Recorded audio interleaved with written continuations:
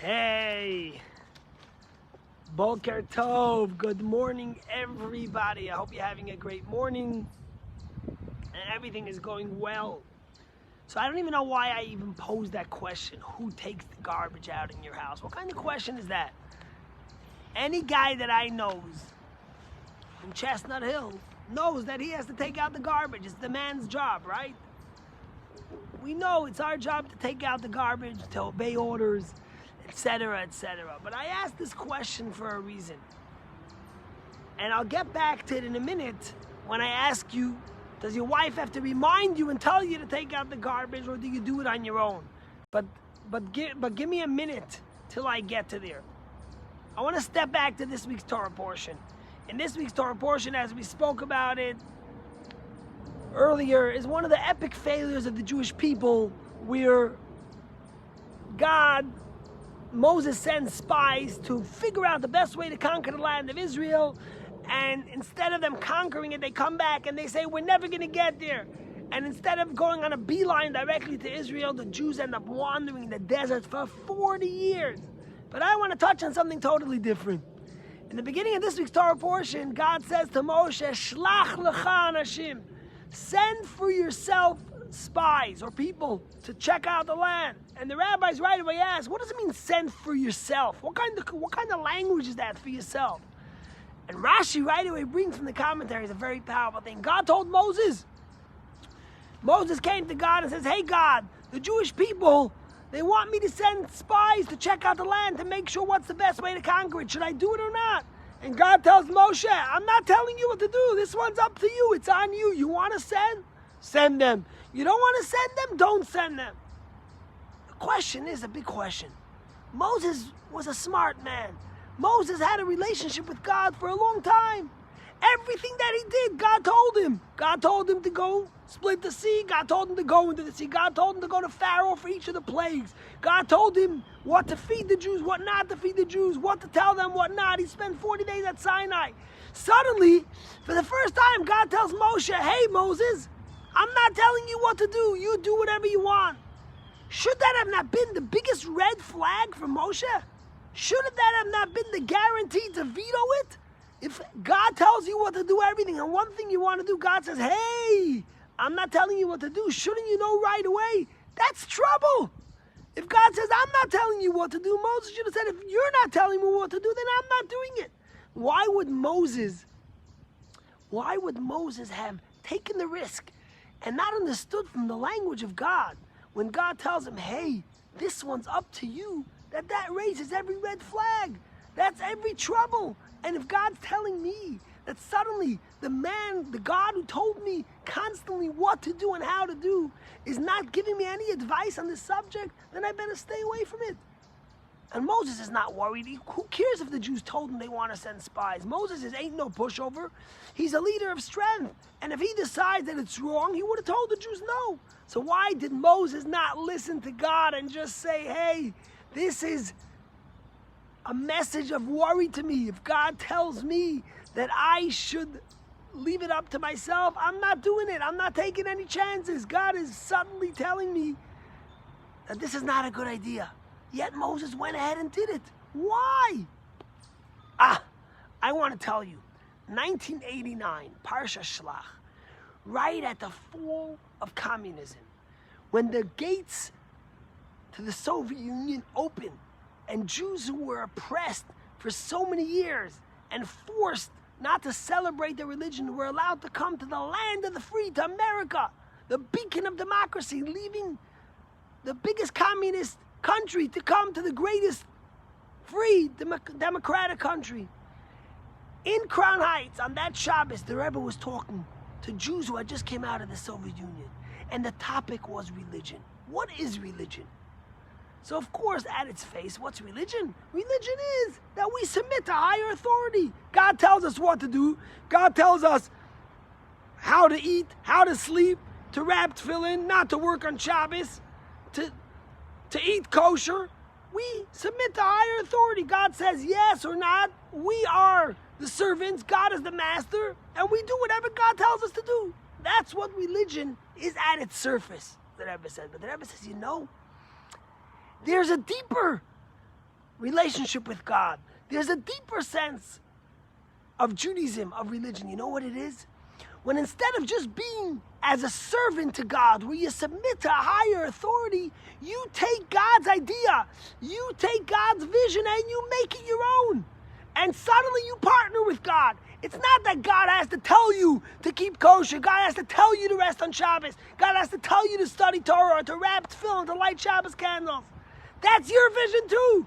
You're God's partner. You're His best friend. You're not just God's servant, where you have to be told what and when to do. But you are someone who does, because naturally that's what you want to do. It's like, imagine with a relationship with your spouse, okay? The guy comes home from work. He had a long day of work. He sits down to have dinner with his wife. She makes the most delicious dinner. After dinner, the wife tells the husband, hey, could you please take out the garbage? It's garbage day tomorrow, or the garbage is full. I just made dinner and it's a full garbage can. Could you take it out? Like any good husband, he gets up and he takes the garbage and he takes it out. He sits down at the TV and he's watching the news, and his wife says to him, hey, could you turn off that TV and look at me and talk to me? And he shuts off the TV and he turns to his wife and has a conversation for the first 3 minutes till he falls asleep. He's a good husband. His wife says, could you clean up the table? He cleans up the table. You know the joke they say about the guy comes in from work, he throws off his shoes, he gets a beer and a bag of chips, he lies down on the recliner and the couch, he flips on the remote control on the TV, and he's watching the news. His wife comes in to the room, and after a few minutes says, you know, I was speaking to a friend. I want to tell you something. If I ever get sick and I'm in the hospital and I'm on a ventilator and I'm stuck up the pipes and I'm unconscious, do me a favor, he says. I don't want to live in that state. I don't want to be a vegetable. If I'm a vegetable, just pull the plug. And his wife naturally just walks over to the TV and she pulls out the plug. Anyway, so a good husband, whatever the wife says, he does. A good wife, whatever the husband says, she does. But that's a relationship where your husband or your wife is your boss. You have to listen to them. They have to tell you when you say yes, dear. Right? Isn't that the last? They say the husband always gets the last word in the argument. His wife says something, he says yes, dear. But that's a very primitive and a beginning part of the relationship. It's a good relationship. Husbands and wife get along that way. They all do what the other spouse tells them. Life is happy. They live happily ever after. But what's a much deeper sense of relationship? Your wife doesn't have to tell you to take out the garbage. You know that that's your job. You come home, you eat dinner, you clear the table, you pick up the garbage, you take it out. I know all the women are shaking their head if my husband only did that. Your wife doesn't have to tell you to have a conversation with her, to speak to her, to tell her how your day was. You don't put on the TV till you spoke to your wife. So that's a much deeper sense of relationship. When you together long enough and you get to know each other, you get to sense what your spouse wants. And because you love your spouse so deeply and so much, you do it on your own. No one has to tell you what to do. That's a deeper relationship. I'm married to Gruni for 20 years. I know the things that bother her about what I do, and I know the things that she loves and that she expects. Does she have to tell me each time to do it? You know what? If she had to tell me and I did it, that would be great. But that would be a much lower level of a relationship. If you get to understand what your spouse wants and you do it anyways, that's what happened with Moshe and God, you see.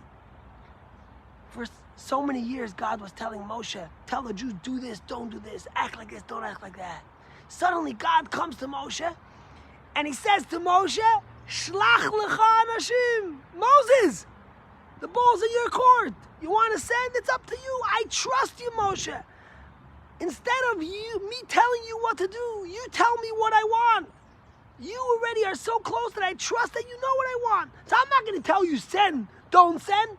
You're going to do what you think I want because you know me well enough and our relationship is close enough. So Moshe didn't take that as an insult. He didn't take that as a warning. When God told Moshe, Shlach lecha anashim, send for yourself, Moshe celebrated. He says, oh my gosh, finally the Jews have come to a deeper sense of relationship with the Almighty. God is trusting us. Our relationship has reached a higher level. So Moshe took that not as a sign to tell them not to send, but as a sign that God was trusting the relationship of the Jewish people and God. And that's why Moshe sent them anyways. Yes, the relationship where a spouse or even in Judaism where God tells you exactly what to do, where your husband and wife says, do this, don't do that, take out the garbage, don't go onto the TV, don't throw your shoes here, that's much less risky because your spouse tells you exactly what to do and you do it. There's no danger of failure. The second relationship is much riskier. It might be more romantic, but it's much riskier. Yes, I get to trust and understand, but there might be more room for failure. Imagine your wife sends you to the store. And she, right? Every time the wife sends the husband to the store, they send you the list exactly what to buy. And you go and you buy everything. And as long as a husband follows the list, doesn't deviate, he'll get it right. But what happens when something's not on the list? Oy vey. Imagine if the husband would just do on his own and buy something else. He would get it wrong. Your wife asks you for kishka, you come home with schnitzel. She asks you for bread. You bring rye, she says, I wanted oats. So what is a smart husband? Right away he calls his wife, tell me this, they don't have this, what should I do? It's the safest way. It's not as romantic. The riskier way is when you get to know each other and you trust each other, where the things you do are because you love your spouse and you understand your spouse. And the same thing is true in the Torah. And that's why Moshe celebrated. Moshe understood the pitfalls. He understood the risks of being in a relationship with God where there's so much trust that God doesn't have to tell you what to do, but you do it on your own. And that's why Moshe grabbed that. Yes, it comes with failure, it comes with challenge. You know, in 10 days, 12 days, we're going to be commemorating the Lubavitcher Rebbe's yahrzeit. This coming Shabbos is the 28th of Sivan. It's the day the Rebbe came to the shores of America from Europe, running away from the Nazis. The Rebbe spent a year in Nice, in France, hiding from the Nazis. And then miraculously, the Rebbe came to the shores of America. And it's by no coincidence that the parasha of Shlach, where God tells Moshe, send for yourself, is the same day as the day that the Rebbe came to the shores, this Shabbos. You know why? Because when the Rebbe came to the shores of America, it was a different country. We were leaving communism. We were leaving the place where they told you what to do, and we're coming to a country of the free, where people were dropping their tefillin, they were dropping their payas, their beards, their yarmulkes, their Judaism. And as Herman Wuka told you, once asked the Rebbe, the great writer, he says, Rebbe, in America, you can't tell people what to do. And the Rebbe smartly and rightly answered to him, in America, you can't tell anyone what to do, but you could explain them to appreciate and want to do what's the right thing. And that's what the Rebbe was beckoning the Chassidim that came out of the Iron Curtain on that Shabbos in 1989, coming from communism to freedom. The Rebbe says we have to dig deeper into our relationship with God, to come to a point where God doesn't have to tell us what to do, but we could be free people in a free land, but we know and we appreciate and we are happy to do what God wants because there's a sense of trust. I hope we all have that relationship with our spouse, with our children, with our parents, but most importantly with God. That our relationship in Torah is not from a place of fear, from command, but because we love to do, we understand each other. We understand what God wants and we know that it's better for us, and that's why we do it. Have a great day. Go wrap your tefillin today. Go do a mitzvah. Go study. Go help someone. See you tomorrow.